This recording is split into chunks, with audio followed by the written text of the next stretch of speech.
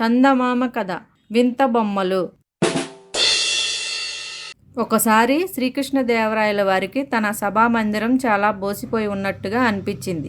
చిత్రకారుల చేత గోడల మీద మంచి మంచి వర్ణ చిత్రాలు గీస్తే చాలా బాగుంటుంది అనుకున్నాడు. వెంటనే ఆ పని కోసం ఆయన ఒక చిత్రకారుని నియమించాడు. ఆ చిత్రకారుడు తన ప్రతిభతో చక్కని చిత్రాలు గీశాడు. వాటిల్లో తోటలో విహరించే అందమైన సుందరీమణుల బొమ్మలు ఉన్నాయి. ఆ చిత్రాలను అందరూ చాలా మెచ్చుకున్నారు. శ్రీకృష్ణదేవరాయలకు కూడా ఆ చిత్రాలు చాలా బాగా నచ్చాయి.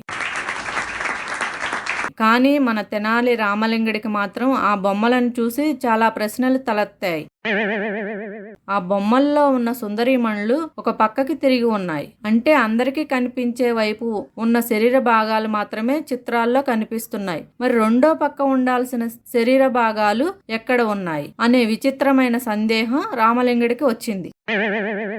తన సందేహాన్ని శ్రీకృష్ణదేవరాయల దగ్గర వ్యక్తం చేశాడు. అది విని రాయలవారు నవ్వారు. రామలింగ, ఇటువైపు ఉన్న అవయవాలు కనిపిస్తున్నాయి కదా, అటువైపు ఉన్న అవయవాలు మనం ఊహించుకోవాలి. ఈ సుందరీమణులకు ఇటువైపు ఉన్న చెయ్యి కనిపిస్తుంది కదా, మనం అటువైపు ఉన్న చేతిని ఊహించుకోవాలి అన్నాడు.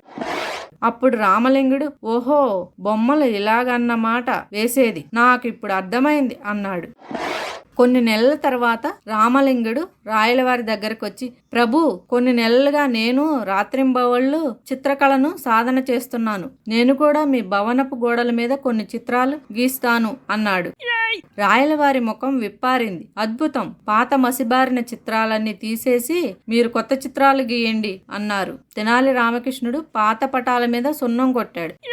ఆయా స్థలాల్లో తన సొంత చిత్రాలు గీశాడు. అక్కడొక కాలు, ఇక్కడొక కన్ను, ఇంకో చోట ఒక వేలు గీశాడు. అలా గోడలన్నిటినీ శరీర భాగాలతో నింపి తన చిత్రకళా నైపుణ్యాన్ని చూపించడానికి రాయలవారిని ఆహ్వానించాడు. గోడ మీద గీసి ఉన్న విడివిడి శరీర భాగాల్ని చూసిన రాజుగారు నివ్వెరపోయారు.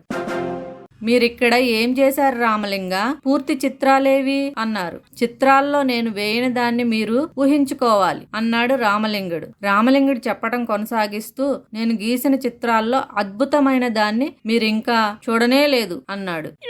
రాయలవారు ఉత్సాహంతో, అవునా, ఆ చిత్రాన్ని చూపించు రామలింగ అన్నారు. రామలింగుడు రాయలవారిని ఒక గోడ దగ్గరికి తీసుకువెళ్లి చూడమన్నాడు గర్వంగా. ఆ గోడ ఖాళీగా ఉంది. అక్కడక్కడ ఆకుపచ్చ రంగు గీతలు మాత్రం ఉన్నాయి. రాయలవారికి ఈ చిత్రం అర్థం కాలేదు. ఇదేంటి అని అడిగారు రాయలవారు. గడ్డి మేస్తున్న ఆవు ప్రభు అని చెప్పాడు రామలింగుడు. గడ్డేది అని అడిగారు రాయలవారు. ఆవు తినేసింది కదా అని సమాధానం చెప్పాడు రామలింగుడు. మరి ఆవేది అని అడిగారు రాయలవారు. గడ్డి మేసేసిన తర్వాత ఆవు ఇంటికి వెళ్ళిపోయింది అని చెప్పాడు రామలింగుడు. ఇంకేమి అడగలేక రాయలవారు నోరు తెరిచారు.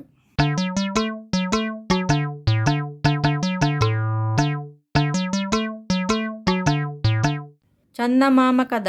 నారింజ పండు హాస్యం. ఒకసారి చైనా చక్రవర్తి శ్రీకృష్ణదేవరాయల వారికి కొన్ని నారింజ పండ్లను పంపాడు. అవి ప్రత్యేకమైన నారింజ పండ్లని, వాటిని తిన్న వాళ్ళకి చావే ఉండదని వాటిని తీసుకొచ్చిన చైనా రాజప్రతినిధి రాయలవారికి విన్నవించాడు. పళ్ళెంలో నిగనిగలాడుతున్న ఆ నారింజ పండ్లను రాయలవారితో పాటు సభలోని వాళ్ళందరూ కుతూహలంతో చూస్తూ ఉండగా రామలింగుడు లేచి టక్కున ఆ నారింజ పండును ఒలిచి నోట్లో వేసుకుని, భలే రుచిగా ఉంది అన్నాడు.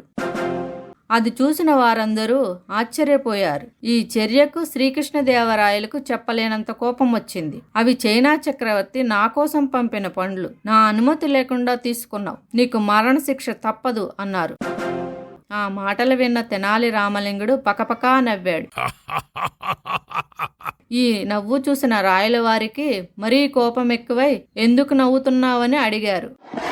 నవ్వక ఏం చేయమంటారు ప్రభు, ఏ పండ్లు తింటే చావు ఉండదని చెప్పారో ఆ పండ్లను నోట్లో వేసుకోగానే నాకు మరణదండన విధించారు. నాకు చావే ఉండనప్పుడు మరణదండన విధించటం ఎలా కుదురుతుంది అని రామలింగుడు అన్నాడు. అలా అయితే మరి ఆ పండ్లకు మహిమ ఉన్నట్టా లేనట్టా అన్నాడు రామలింగుడు నవ్వుతూ. ఈ మాటలతో రాయలవారికి నవ్వొచ్చింది. ఆయనతో పాటు సభలో ఉన్న వారందరూ నవ్వారు.